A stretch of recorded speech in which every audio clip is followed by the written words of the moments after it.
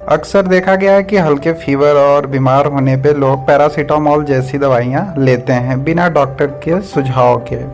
आइए चर्चा करते हैं कि सेंट्रल स्टैंडर्ड कंट्रोल ऑर्गेनाइजेशन की ड्रग्स अलर्ट सूची में देश भर की 50 दवाइयों को अभी अपने मानक पे, जो उनका मानक है उस पे खरे नहीं उतरे हैं, जिसमें पैरासीटामोल भी आपका शामिल है।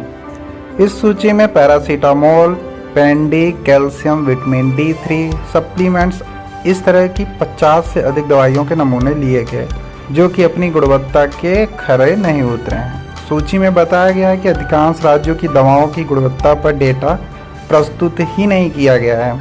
यह डेटा गिने चुने राज्यों का ही है। भारत में जो ड्रग्स यानी दवा रेगुलेशन है उसके बारे में आइए जान लेते हैं। भारत में दवाइयों का regulation drugs and cosmetic act 1940 और संबंधित ड्रग्स एंड कॉस्मेटिक रूल्स 1945 के तहत किया जाता है। देश में दवाओं की निरंतर निगरानी का काम CDSCO को सौंपा गया है। यह निकाय अध्यक्षता drugs controller general of India DCGI द्वारा किया जाता है।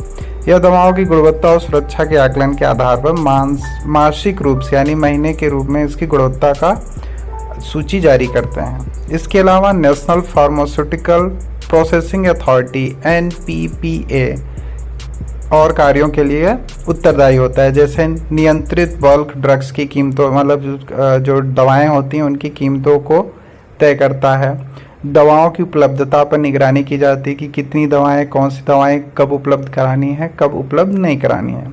दवाओं की जो कमी है उसकी अवस्था, उसके लिए कदम उठाना कि भाई अगर 6 महीने तक स्टॉक है तो अगले 6 महीने तक हमें कौन कौन सी दवाइयाँ चाहिए, कौन कौन सी नहीं चाहिए, कौन सा बन रहा है, कौन सा नहीं बना, तो सारी निगरानी ये रखते हैं।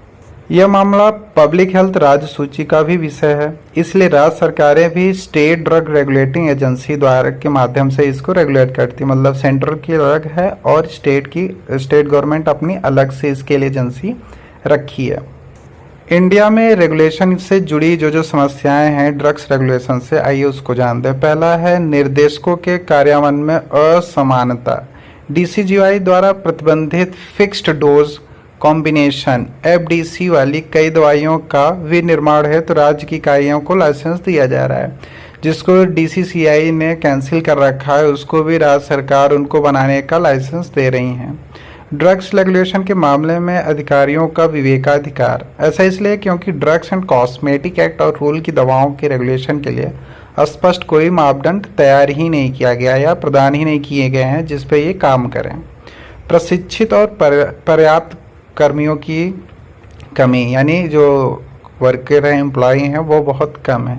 इस समस्या की पहचान मानेसल समिति 2003 ने की थी। अन्य समस्याएं भी हैं जिसमें SDRA केंद्र सरकार के बीच जो अभाव है, कम्युनिकेशन है, उनकी कमी है, वित्त की कमी है, यानी पैसे की भी कमी है, जो फंड आते हैं वो कम आते हैं, जिसके कारण ये सब समस्याएं आती हैं। आइए जानते हैं कि इसको सुधारा कैसा जाएगा, क्योंकि वो सुधारने बहुत ही ज़रूरी है, क्योंकि यह लोगों के जीवन के लिए बहुत ही ज़रूरी है। सभी प्रकार की सेवाएं राज्य सरकारें डिजिटल सॉफ्टवेयर जैसे XLN के उपयोग को प्रोत्साहित करना चाहिए। सारी चीज़ें डिजिटलाइजेशन होता है ताकि सारी चीज़ें प्रत्यक्ष हों। नेशनल ड्रग्स अथॉरिटी, माशेलकर समिति ने ड्रग्स रेगुलेशन फ्रेमवर्क में सुधार हेतु सिफारिश के तौर पर इसे गठन का प्रस्ताव किया है। रिकॉल ऑर्डर्स का सख्ती से कार्य होना चाहिए। वर्तमान में इसका जो कार्यभार है सुनिश्चित करने के लिए कोई भी प्रणाली मौजूद नहीं है। आगे चल के देखते हैं कि इस पर क्या